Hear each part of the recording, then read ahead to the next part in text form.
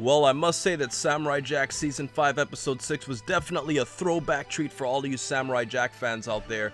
And to talk more about it, let's talk about some of the elements that we saw throughout the episode. So, it starts off with Ashi on this aircraft, and she meets these two willy creatures. And if you guys remember the willies were a group of mammoth-like creatures that were literally being enslaved earlier on in the series, and it was up to Jack to try and save them. And it was really cool to see them joining up, trying to defeat Ashi in memory of Jack, because obviously Jack has done so much for them in the series, and it was cool to see the episode starting off with a completely different tone from the previous episode. And then we move on later on where we see the former blind Anubis archers. As you guys remember, these were creatures that were pretty much being possessed, and they were blind, but they were using their acute senses of hearing to try and fire at Jack, and Jack saves not only himself but them actually once he finds a way to defeat them, in conjunction from freeing them from their own will.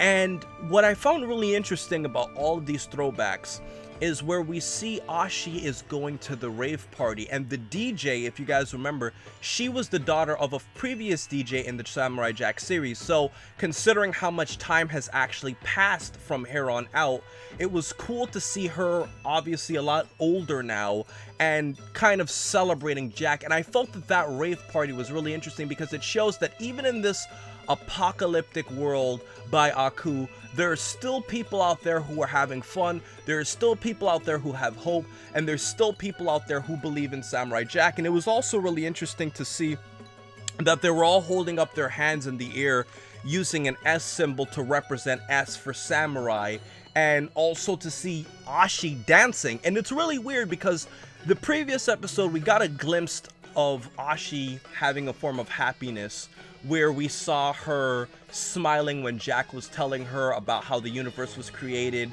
by, you know, the sun and the moon literally just, you know, traversing the entire galaxy. And the previous episode before that, we saw Ashi had a sense of life when she saw the ladybug. But now to see Ashi actually interactively, you know, joining up with other people and dancing and having fun and smiling as she's doing it, really shows a transition in her character in just 2 episodes. And considering the level of pacing in the series, it made a lot of sense.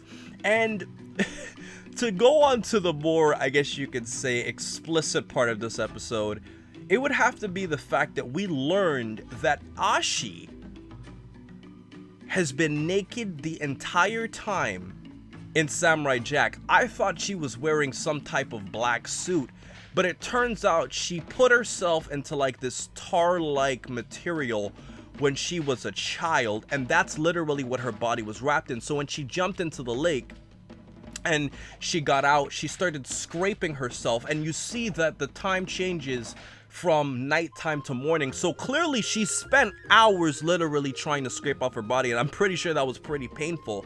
And there was also a scene where you see Ashi's ass in it, and she was naked for a period of time, and I can only imagine what Rule 34 is already doing. JaxBlade has already sent me a picture of this. Like, the internet's very fast, guys. I already know that, you know, the new Pocahontas Peter Pan looking Ashi is gonna have a lot of Rule 34 jokes thrown in it. And to tell you the honest truth, I'm not surprised at this point, because Ashi is definitely being used as a sex object in the series. And when you saw her in the reflection of the water, you could see her actual body figure. Even though you couldn't see her complete naked body, you could see her figure, and she's definitely thick.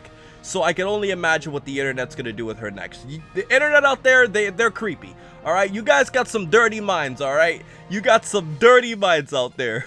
But, you know, to talk more about, you know, some other interesting moments of this, I also like the fact that for throwbacks, we got a chance to see the samurai.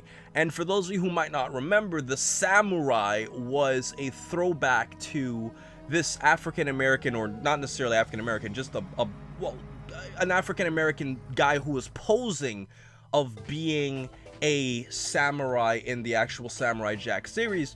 And if you guys remember, he was testing Jack many years ago. He's obviously an old man now, and Jack is still pretty much the same age, but he was testing Jack And Jack, obviously holding back, he literally uses only his physical martial arts skills to defeat him, and he kind of humbled him in a way by proving to him, no, I'm a genuine samurai, learn your true skills, and the guy gained a lot of respect for the actual Samurai Jack itself. So that was a really good, you know, throwback to seeing him. And in addition to the samurai, there was a creature with horns with a vice over his mouth that looks very, very, very similar to Manta Ray from the Mermaid Man and Barnacle Bob mini-series that we saw on SpongeBob, and it also looks a lot like Moltar from Space Ghost Coast to Coast. So I asked you guys on Twitter, I personally thought it was based off of Manta Ray. You guys think it's based off of Moltar from Space Ghost Coast to Coast, but if you guys look at that horn-like creature who had all of the band-aids on him, let me know who you think he's based on, because he definitely looks familiar in the series. And in conjunction with all this, we also get a chance to see that Damongo is still alive. I thought Ashku had killed him, but he was also still alive, and it was really cool to see him coming back with his unique voice as he's looking for all of those spirits. Now, to talk about the other element of this episode, you cannot do a review of this without talking about Scaramouche the Merciless. So Scaramouche the Merciless is still alive. He was not killed by Jack. He still has his head, and what the first thing I noticed about Scaramouche in this episode is that he seemed to have broken the fourth wall, and I'm sure most of you know what breaking the fourth wall is, but pretty much breaking the fourth wall is when a fictional character acknowledges that they're fictional. And the way that Scaramouche was looking at the TV screen and talking to himself like he's talking to you, in a way kind of felt like he was acknowledging, alright, so I'm still alive, guys, and it's time for me to, you know, go after the samurai. So it's kind of like he's talking to us, acknowledging that he's a fictional character in a sense. And that was one thing that I picked up about Scaramouche. And it was funny to see him literally just bopping around as just a head, kind of like an Android 16 reincarnation. And he's trying to tell Aku that Jack doesn't have a sword, so that obviously Aku can go after Jack, and Jack would be a lot less, you know, able to defend himself from what Aku could throw at him. And as Scaramouche is like going around, I'm not gonna lie to you guys, I couldn't help realize that he's trying to get on this ship as a head, and he wants to pay off this guy to allow him to use his human-like body as, I guess you could say, like a puppet for him to put his head on so he can get on the ship and appear human-like, even though the guy who was like the guard of the ship was so dumb he couldn't even realize that it was the same head trying to disguise as a human. And the guy got annoyed that, you know, Scaramouche was pretty much putting a tab to help him later, and Scaramouche tells him, my god, that guy's head looks like a real penis. And I'm like, are you serious? Did they really just fucking say that? I couldn't believe they said that in this episode, guys. Like, that's so X-rated, man. Like, I understand that this is TV-14, man, but the old Samurai Jack wouldn't say something like that. And Scaramouche was saying his head looks like a penis, and obviously because this is a fictional show, the show writers clearly had fun making that guy's head look like an actual penis so Scaramouche can put his head on it. So he's literally putting his head on a penis, guys. So this is like the most X-rated joke you can get. He's putting a head on a penis. It's a penis head. That's literally what the inside joke was, and I didn't think about that until later on. What a smart, sneaky way for you to make a joke on us, Jenny. What a smart, sneaky way. I'm sorry, guys. Hit that comment section talking about this. I had to mention this, and JaxBlade loved that moment. And for the last thing about Scaramouche, there was also a scene where, you know, after he spoke to Aku and he tried to inform him about Jack not having a sword, we see these three anthropomorphic type dogs, and one reference that I caught on that Bob the Bahamian and JaxBlade pointed out is that the dog all the way to the left is Astro from the Jetsons. When I saw that scene, I'm like, this dog looks very familiar, but I couldn't put my finger on it. At first I thought it was Crypto, but then when Bob the Bahamian told me it was Astro from the Jetsons, and when JaxBlade said it, I went back and I looked, I'm like, you're right, that's exactly who Astro, you know, was designed after from the Jetsons itself. So that was a nice little inside Easter egg there. And the last part of this episode that we need to talk about to close off this review would have to be the seppuku suicide. So this whole episode has been themed around Ashi coming to look for Jack the whole time, and it's kind of crazy how she can find him just by traveling the world. I mean, considering how big the world is, but whatever. She's looking for Jack, and the ghost that has been following Jack this entire time is there to help him commit seppuku.